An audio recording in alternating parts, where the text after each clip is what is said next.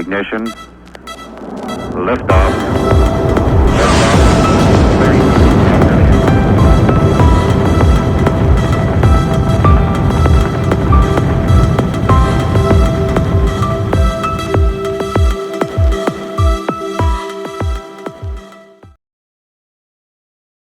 Pues una de las 13 investigadoras e investigadores de este departamento es justo la doctora Carmen Ortega.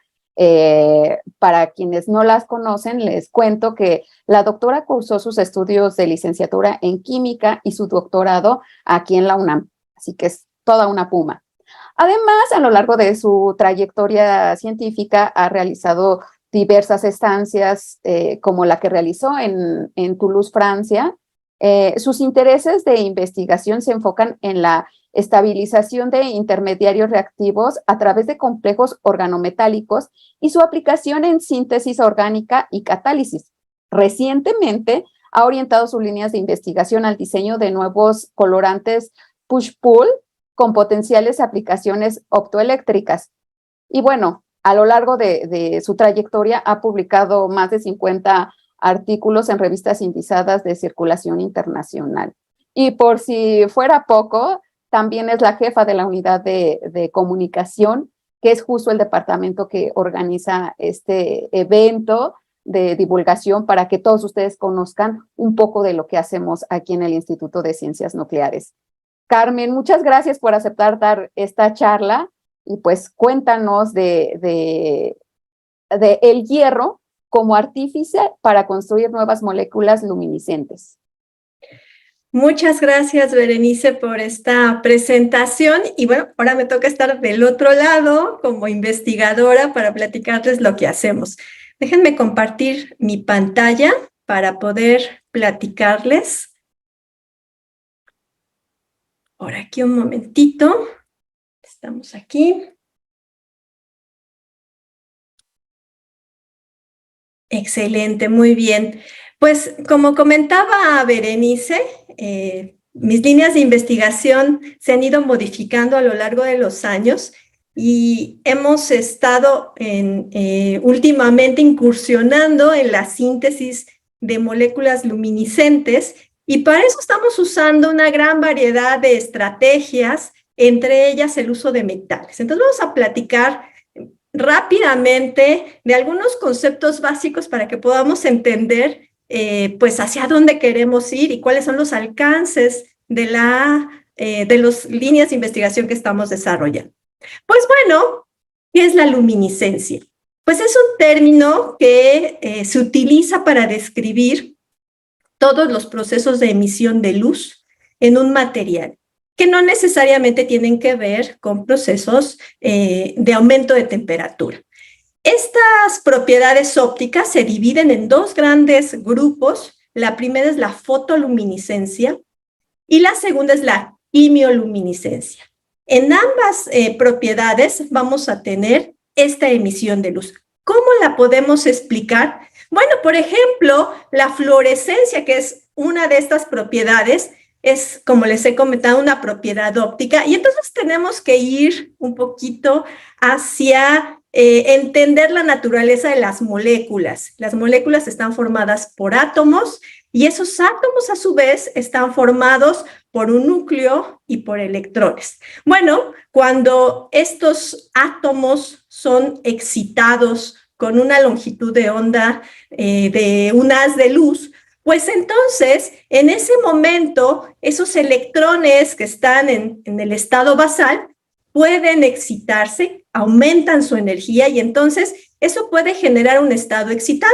Entonces ahí está, puede ser la luz del sol, puede ser luz a una longitud de onda muy definida, pero no importa, el proceso ocurre y entonces esos electrones que cambian de estado, pues pueden regresar al estado basal generando emisión. Y esa emisión macroscópicamente nosotros la vamos a ver como la generación de un cambio de color.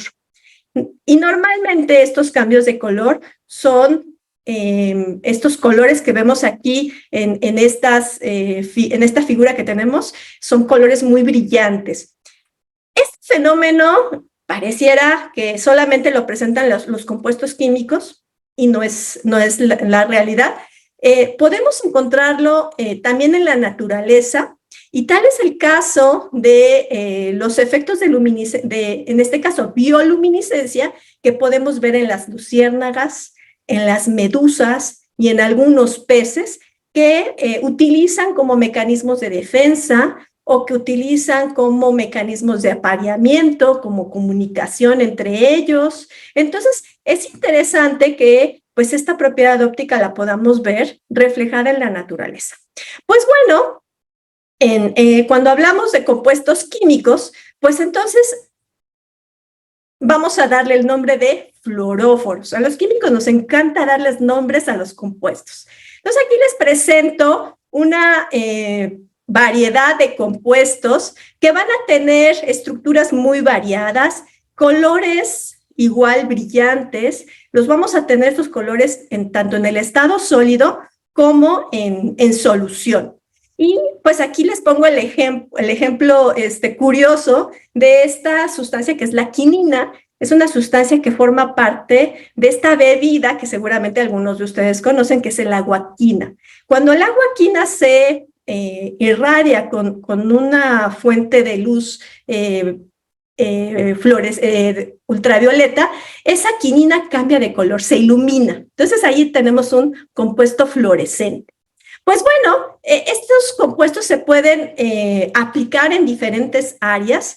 Una de las más interesantes es el área de la bioquímica, en donde se utilizan esta clase de compuestos para iluminar los contornos de las células, de tal manera que podemos nosotros saber si esa célula está sana, si sus organelos están bien formados, y pues se utiliza como herramienta para mapear el daño celular, por ejemplo, para seguir el avance de alguna enfermedad. Y pues hay otras aplicaciones en donde se utilizan incluso combinaciones de compuestos fluorescentes para que las células se iluminen de diferentes colores. Aquí vamos a ver los diferentes organelos que vamos a tener en estas células embrionarias, ¿no? Entonces, es interesante cómo con diferentes colores podemos diferenciar, pues, a este tipo de materiales biológicos. Otra de las aplicaciones interesantes de los compuestos fluorescentes es su reciente uso en la fabricación de estos dispositivos optoelectrónicos que conocemos como OLEDs. Estos dispositivos, pues hoy en día ya están a nuestro alcance y pues se utilizan, por ejemplo, en la fabricación de pantallas planas, en la fabricación de las pantallas de los celulares, de los relojes, en fin, hay una gran variedad de dispositivos optoelectrónicos que pueden utilizar colorantes que tienen esta propiedad de ser fluorescentes. Pues bueno, nosotros estamos inspirados en todas estas aplicaciones y en la variedad de colores que se pueden obtener con estos compuestos orgánicos, pues entonces revisamos la literatura y vimos que hay una clase particular de compuestos que vamos a denominar compuestos heterocíclicos. Van a decir, ¿y ese nombre qué significa? Bueno, un compuesto heterocíclico es un compuesto que está formado por átomos de carbono, por átomos de hidrógeno, pero que pueden tener en su estructura átomos diferentes como nitrógeno, azufre, oxígeno, boro, flúor. Vaya, podemos usar todos los átomos que están en la tabla periódica. Y entonces, las combinaciones de esos átomos pueden llevarme a compuestos que pueden exhibir estas propiedades de fluorescencia. Entonces, igual, dependiendo cómo se combinen esos átomos, pues vamos a tener colores distintos y las aplicaciones pueden ser variadas y las combinaciones son infinitas.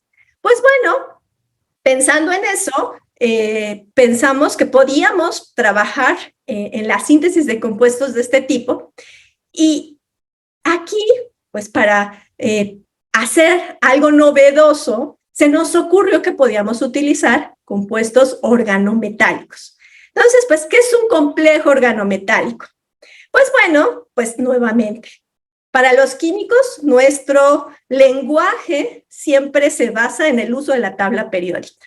Y pues aquí tenemos a esta representación donde vamos a tener pues a los metales, a los alcalinos, a los alcalinotérreos. Estos que tenemos aquí en color morado van a ser los metales de transición. Y aquí tenemos al hierro. Si recuerdan la primera plática de esta mañana, nos contaba el doctor Julio Martinel que el hierro es uno de los átomos más estables.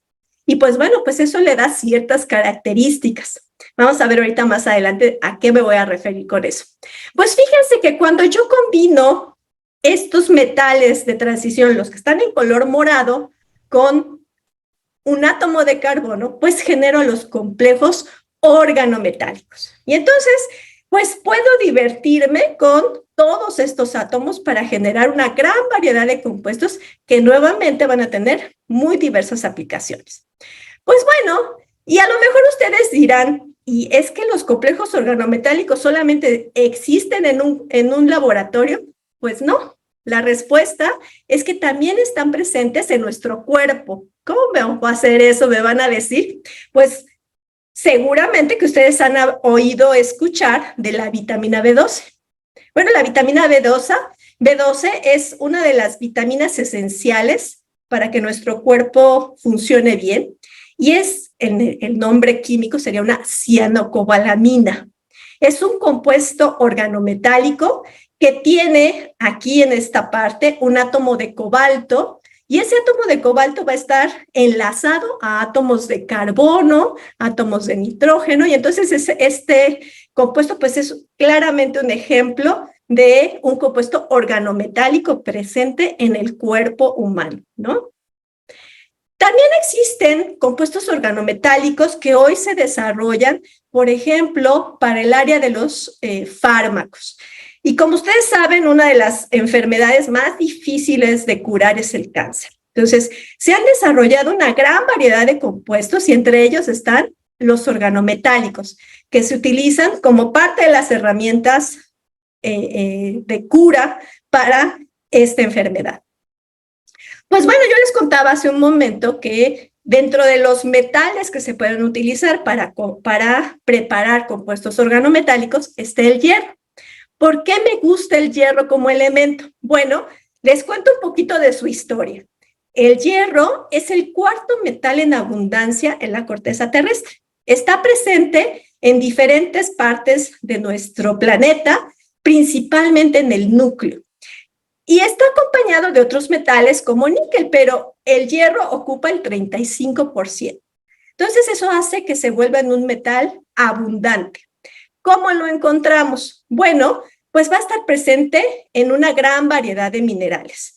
Los minerales son estas sustancias en donde vamos a tener combinación de hierro con otros átomos, puede ser oxígeno, puede ser azufre, puede ser carbono, y pues las formas son muy variadas. Aquí el dato curioso es la pirita, que es el sulfuro de hierro. Este mineral, fíjense que se conocía como el oro de los tontos, y es porque se encuentra frecuentemente en los yacimientos de oro.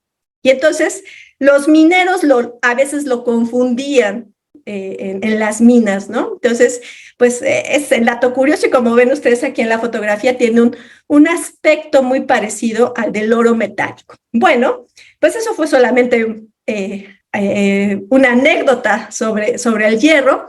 Y pues bueno, pues somos químicos y entonces tenemos que conocer un poco de sus características atómicas. Bueno, pues fíjense que el hierro puede estar en diferentes estados de oxidación.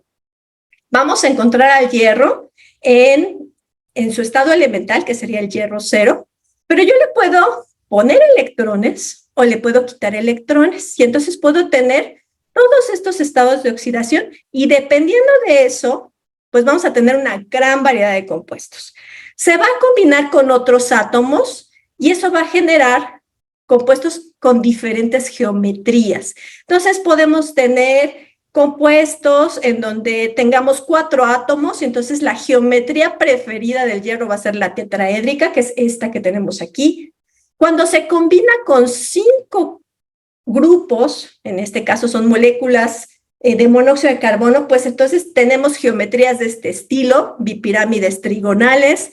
Si se combina con 6 grupos, vamos a tener estas otras formas, que es una forma octaédrica. Si tenemos más átomos, pues entonces empieza a aumentar la diversidad de geometrías en las cuales este compuesto se puede arreglar, ¿no? Entonces eso es interesante porque de eso van a depender sus propiedades. El hierro, además de formar parte de compuestos químicos, es un bioelemento. Y entonces vamos a encontrarlo también en nuestro cuerpo humano. El hierro es el responsable del transporte de oxígeno en la sangre. Y pues está presente en un grupo de proteínas que vamos a conocer como la hemoglobina, que es justamente la responsable de que este transporte de oxígeno sea eficiente. Y fíjense la estructura que está al lado, tenemos otro compuesto donde vamos a tener magnesio, y en este caso se trata de la clorofila, otro compuesto súper importante porque es responsable del proceso de fotosíntesis de las plantas.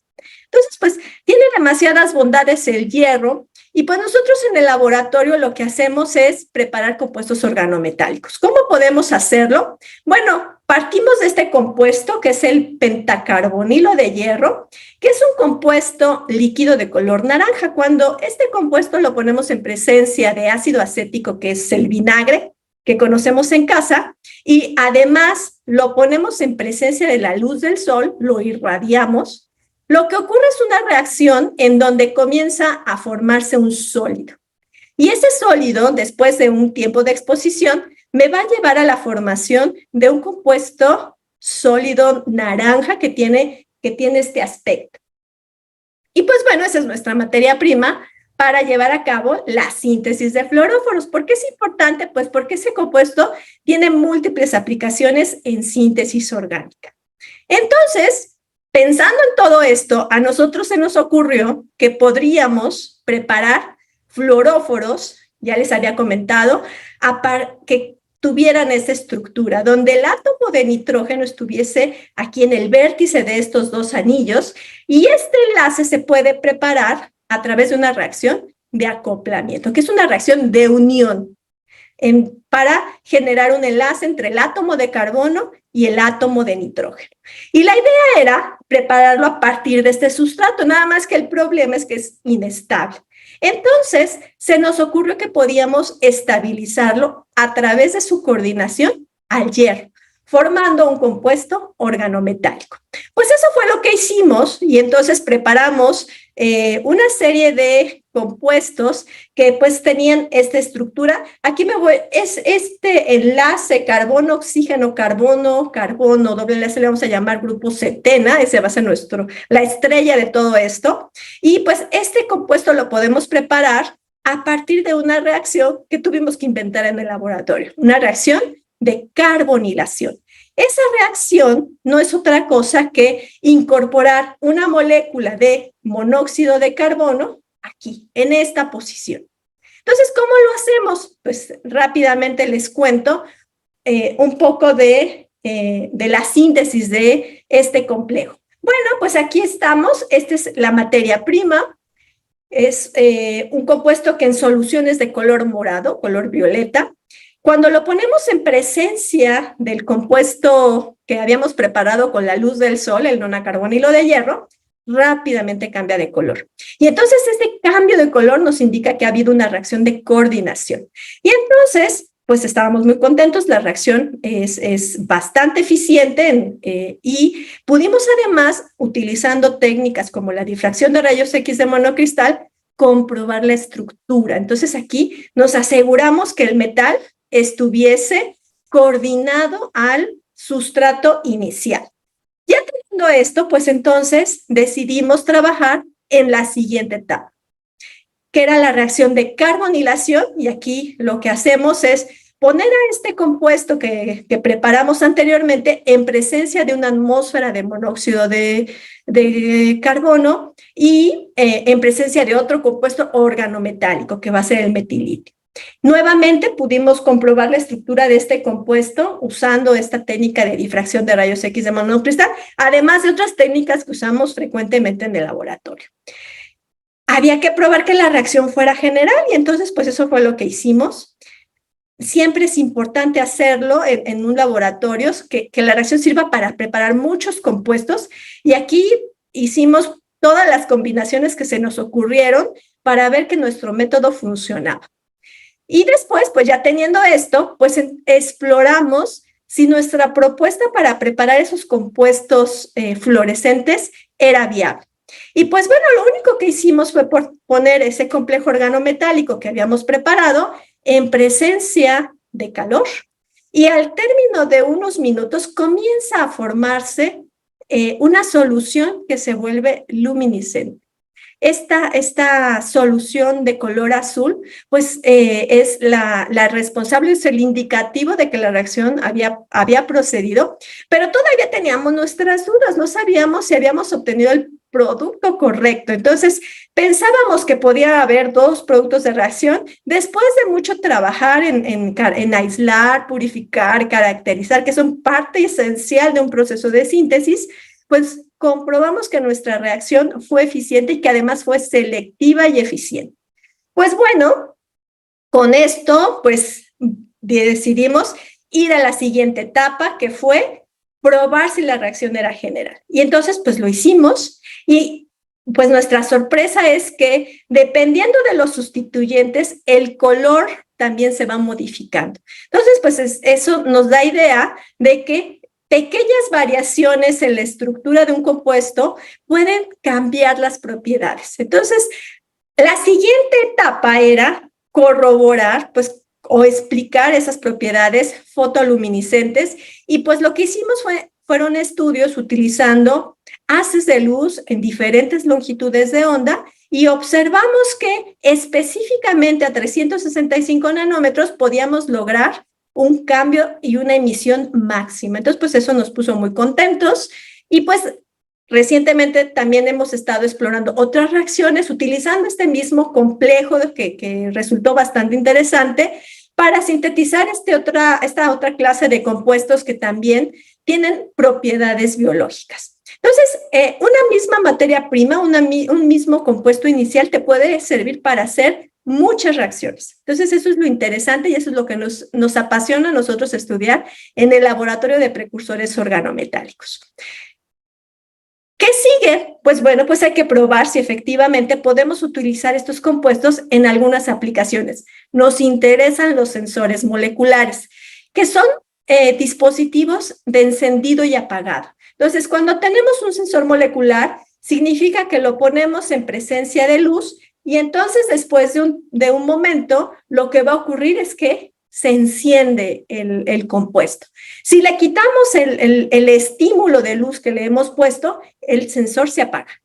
Entonces, ¿eso para qué se puede utilizar? Nuevamente, en bioimagen, se puede utilizar también para la determinación de metales traza, que son problemas que hay que resolver siempre, por ejemplo, para saber si el agua potable es de consumo humano, entonces hay que saber si no tiene metales, como sensores químicos o bioquímicos, y pues lógicamente en el área de OLEDs es un área que es bastante interesante de explorar.